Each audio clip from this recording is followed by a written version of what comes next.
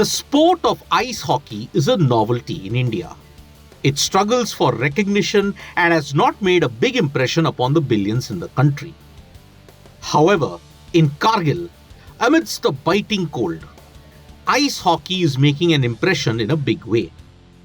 In the current Dras Winter Carnival, where temperatures have plunged close to minus 25 degrees, there is a level of excitement for ice hockey.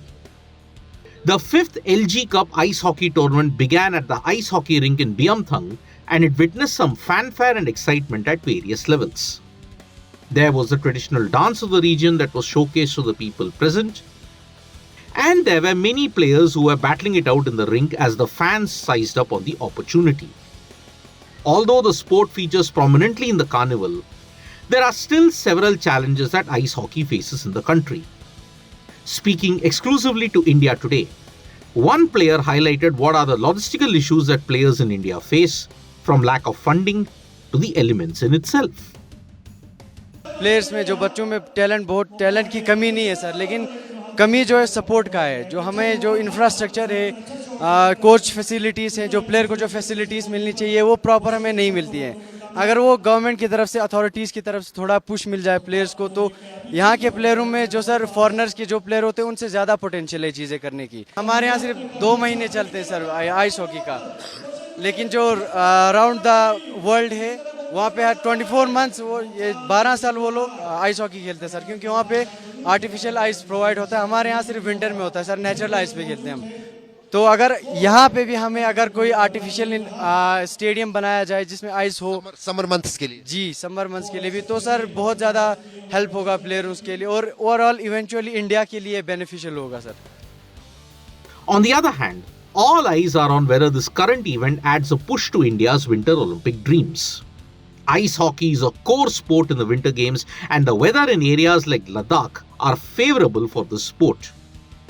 Officials have expressed hope that many players from Kargil and in the surrounding areas of Ladakh could shine in the national or the international stage.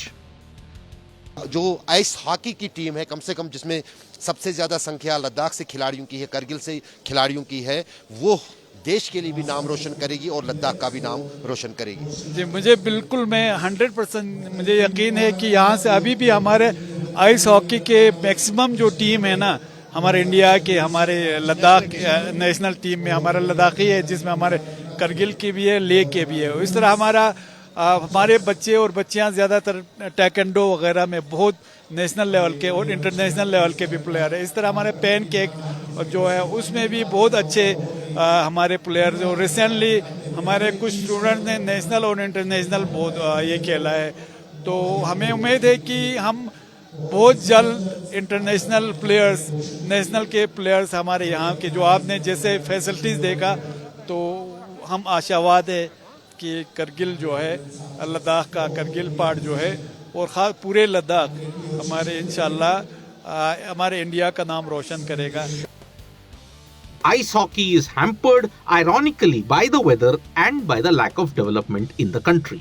But the Winter Carnival and the LG Cup is one ray of hope that ice hockey and the players can hope for in order to gain interest and relevance.